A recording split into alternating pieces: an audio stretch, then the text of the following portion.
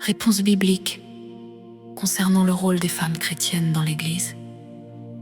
La raison pour laquelle je fais cette recherche est de trouver les bonnes réponses bibliques concernant le rôle des femmes chrétiennes dans l'Église.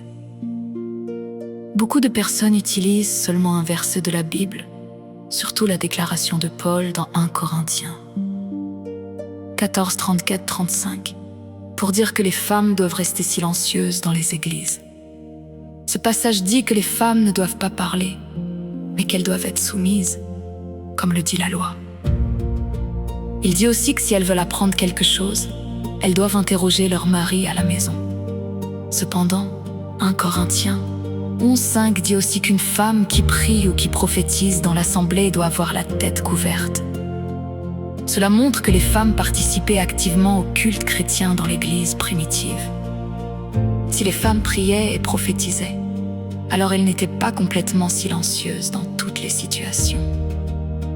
Dans Romains 16:1-7, Paul recommande Phibé et reconnaît d'autres femmes qui avaient des rôles importants dans les premières églises. Cela montre que les femmes étaient reconnues pour leur service et leur leadership. Dans Galates 3:28, Paul affirme qu'en Christ, il n'y a plus ni homme ni femme, car tous sont un en Jésus-Christ. Cela soutient l'idée que les hommes et les femmes ont une position spirituelle égale devant Dieu. Plusieurs chercheurs bibliques soutiennent que 1 Corinthiens 14, 34-35, où Paul parle du silence des femmes, était une instruction liée à une situation particulière. Il pourrait s'agir d'un problème précis de désordre, de questions inappropriées ou d'interruptions pendant la prophétie, plutôt que d'une interdiction universelle empêchant toutes les femmes de parler dans l'Église. La Bible ne se contredit pas.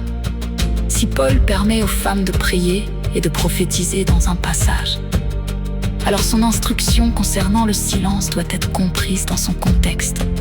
Sinon, Paul serait en contradiction avec ses propres paroles. C'est pour cette raison que nous devons étudier toute la Bible afin d'obtenir les bonnes réponses et avoir la paix de l'esprit. Tout d'abord, Jésus a dit que le serviteur ne peut pas changer l'ordre de son maître. Nous devons donc commencer depuis le début de la Bible et continuer jusqu'au Nouveau Testament. Pour comprendre le but des femmes, leur rôle dans le plan de Dieu et leur place légitime dans l'Église du Seigneur Jésus-Christ, Yeshua. Dans Genèse 2:20-23, nous voyons qu'au commencement, Dieu créa l'homme et la femme. Dieu donna à la femme, Ève, la mission de la procréation, comme mère de l'humanité par la femme. Dieu établit aussi une partie de son plan de salut. Comme on le voit dans Genèse 3:15, Dieu, le créateur, Abba, a joué, et l'auteur du salut. Il n'était pas obligé de choisir cette voie, il avait le pouvoir de préparer son plan autrement, mais c'est ainsi qu'il a choisi d'agir. D'après mes recherches, j'ai découvert que certains écrits chrétiens anciens utilisaient un langage maternel pour parler du Saint-Esprit. En hébreu, le mot pour esprit, ruach, est grammaticalement féminin. Certaines traditions anciennes associaient donc le Saint-Esprit à une image maternelle.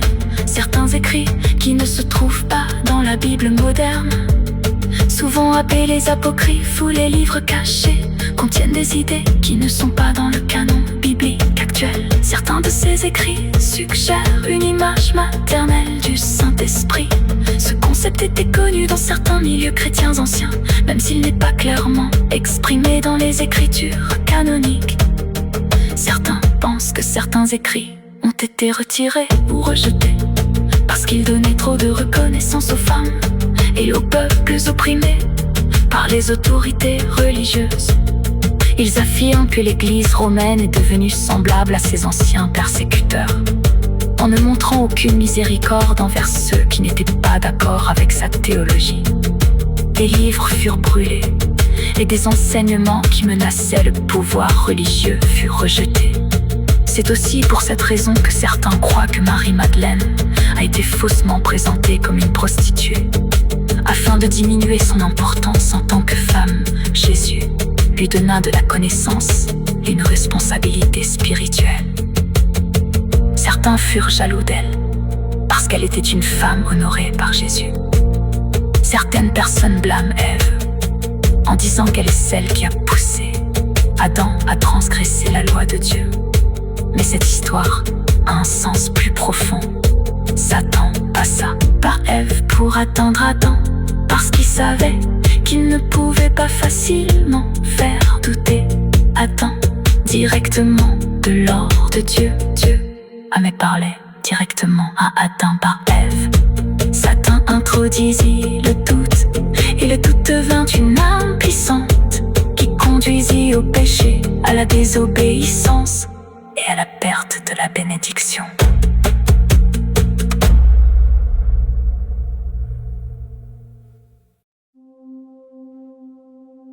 Ève la femme peut aussi être comprise symboliquement comme représentant Jérusalem, la ville sainte de Dieu, comme on le voit dans Apocalypse 12:6. Le rôle de la femme n'était pas seulement la procréation. Par la femme vint la naissance du Sauveur du monde. Les femmes ont aussi joué un rôle important dans la vie, la croissance et le maintien de l'Église. Si le Créateur et le Sauveur ont utilisé les femmes pour ses buts, alors personne n'a l'autorité de retirer les femmes de l'œuvre du salut ou de l'Église. Dans Galates 3:28, Jésus donne la liberté au monde. En Christ, il n'y a ni homme ni femme, car nous sommes tous un en lui. Dans l'Ancien Testament, sous le système mosaïque, les femmes et les enfants étaient souvent traités comme la propriété des hommes. C'est pourquoi, lorsqu'on comptait le peuple, on comptait surtout les hommes capables de porter les armes. Israël était considéré comme un peuple de guerre, et Dieu était appelé l'Éternel des armées. Mais dans le Nouveau Testament, Jésus a pris sur lui la mission de libérer non seulement les prisonniers, les captifs et les pauvres, mais aussi les femmes et les gentils. Il a libéré les femmes de l'idée qu'elles étaient la propriété des hommes. Pendant le ministère public de Christ, on lui amena une femme surprise en adultère. On voulait la lapider, et ceux qui l'amenèrent cherchaient à piéger Jésus pour l'accuser de contredire la loi de Moïse. Mais Jésus dirigea le peuple vers les lois cachées dans leur propre cœur. Il déclara que celui qui était sans péché devait jeter la première pierre, en examinant leur propre cœur. Ils laissèrent la femme seule, parce qu'ils furent tous convaincus de leur propre péché. Cela se trouve dans Jean 8. Jésus libéra cette femme. Jésus a aussi traité la question du divorce, dans Matthieu 19:10 et Marc 10. Jésus changea la compréhension que les gens avaient de la loi de Moïse dans Deutéronome 24. Il rendit les hommes et les femmes également responsables dans la relation conjugale. Les deux sexes pouvaient devenir coupables d'adultère. Dans 1 Corinthiens 7, Paul parle aussi des responsabilités du mariage d'une manière qui donne une responsabilité aux hommes comme aux femmes. Après la résurrection de Jésus, alors que les disciples se cachaient derrière des portes fermées, les femmes allèrent au tombeau. Les femmes furent les premières à recevoir la preuve de la résurrection de Christ. Elles furent aussi les premières messagères, envoyées pour annoncer aux disciples la bonne nouvelle que Jésus était ressuscité. Dans ce sens, les femmes devinrent les premiers témoins de la résurrection. Par sa puissance, Jésus a libéré les femmes. La femme de Pilate reçut aussi une révélation concernant Jésus, comme on le voit dans Matthieu 27:19. Jésus s'est aussi révélé à la femme samaritaine au puits, par son témoignage. Toute une ville est venue entendre parler de lui, sa mission était puissante car elle amena des gens à Christ.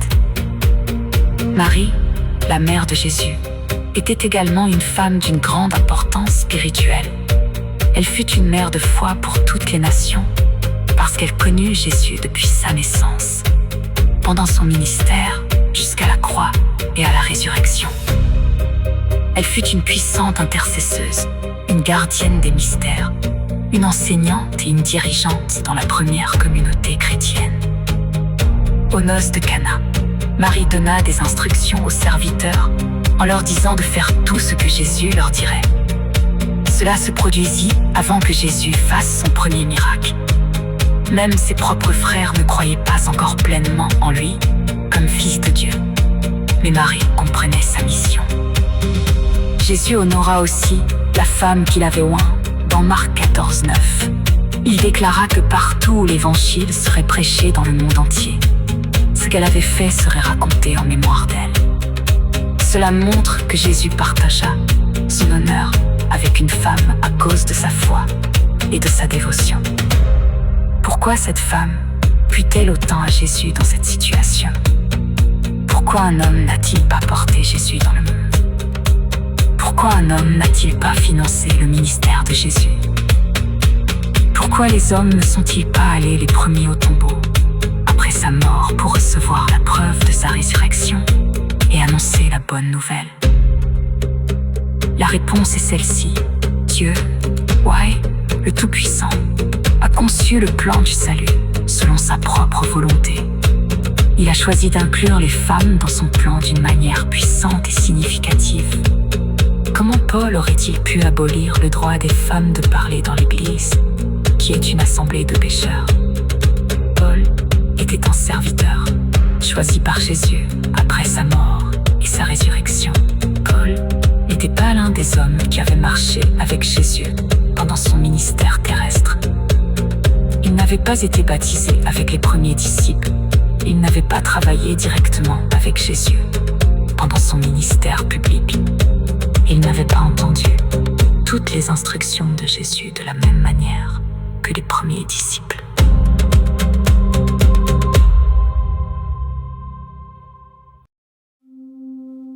Alors comment Paul, après s'être assis autour d'une table avec des évêques, des autorités, des politiciens et des chefs religieux, aurait-il pu décider seul ce que Jésus ou Dieu voulait concernant les femmes?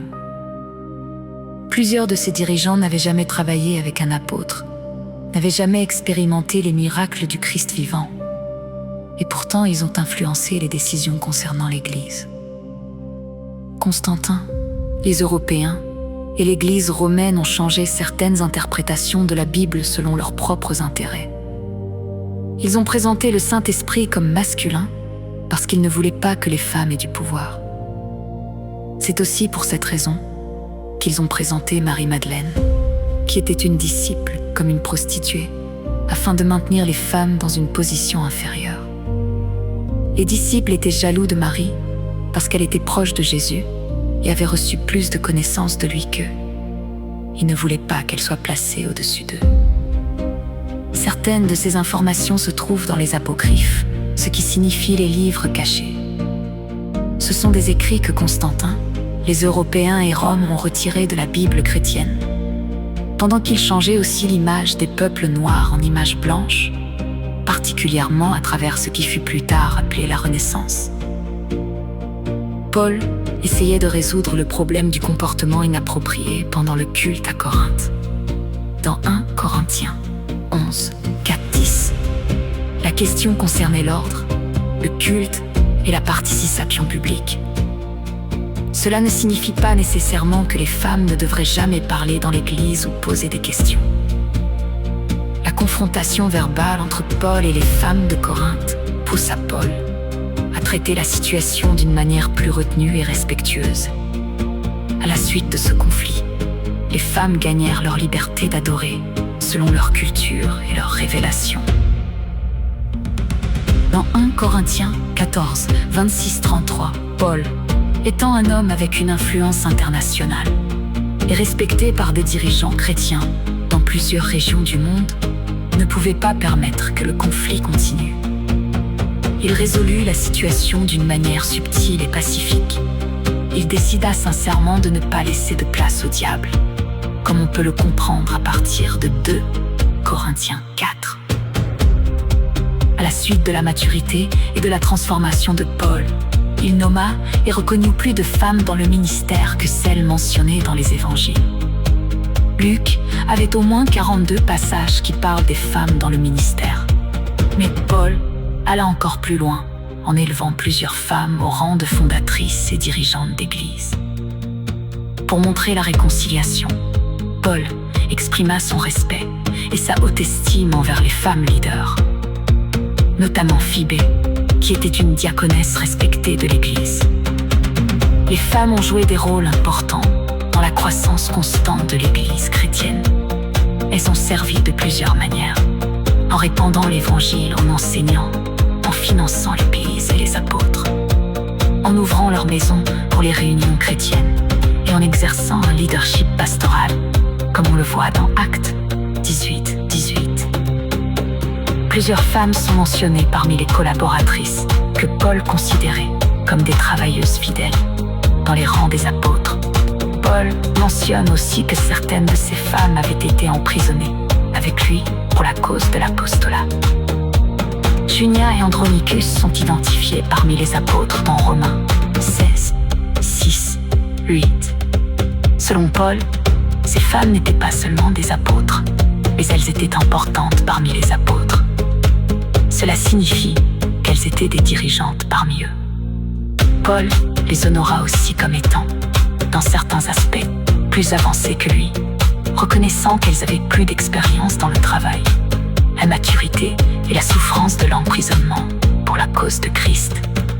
Évodie et Syntyche étaient deux grandes femmes leaders dans l'église de Philippe. Dans Philippiens 4, 2, 3, Paul dit que ces femmes ont combattu à ses côtés et avec ses autres collaborateurs pour la progression de l'Évangile. Paul mentionna aussi Chloé comme dirigeante ou fondatrice d'une église dans 1 Corinthiens 1, 11.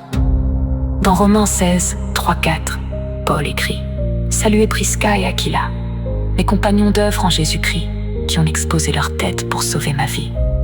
Ce n'est pas moi seul qui leur rend grâce, ce sont encore toutes les églises des gentils. » Les femmes disciples ont fait exactement ce que Jésus leur avait demandé de faire. Elles sont allées annoncer aux disciples masculins la bonne nouvelle de la résurrection. Mais les disciples ne les ont pas crus au début. Les femmes n'avaient pas peur d'aller au tombeau parce qu'elles s'étaient déjà connues publiquement comme disciples de Jésus.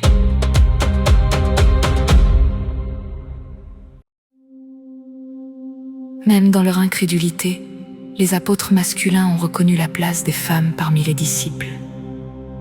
Lorsqu'ils disent « quelques femmes d'entre nous », cela montre qu'ils reconnaissaient les femmes comme faisant partie du groupe apostolique qui avait été avec Jésus depuis le commencement, comme on le voit dans Luc 24, 23. Les disciples et les apôtres qui avaient été avec Jésus depuis le commencement ont finalement accepté les femmes dans le ministère. La présence du Saint-Esprit était la source essentielle de puissance pour leur ministère. Dans leur assemblée, la question n'était pas de savoir si quelqu'un était homme ou femme. Aucun genre particulier n'était le seul qualifié pour commencer la proclamation de l'Évangile au monde. Permettez-moi de poser une question logique et pratique aux croyants. Si une femme a été bénie pour faire venir Jésus le Sauveur dans le monde, qu'est-ce qui est plus grand ou plus difficile? Le faire venir dans la vie humaine ou le proclamer dans l'assemblée des croyants? Plus de 100 femmes étaient dans la chambre haute avec moins de 20 hommes. Si les femmes proclamaient Christ lors de la fondation de l'Église par l'influence du Saint-Esprit, qui peut dire qu'elles ne peuvent pas continuer à le faire aujourd'hui dans le pastorat?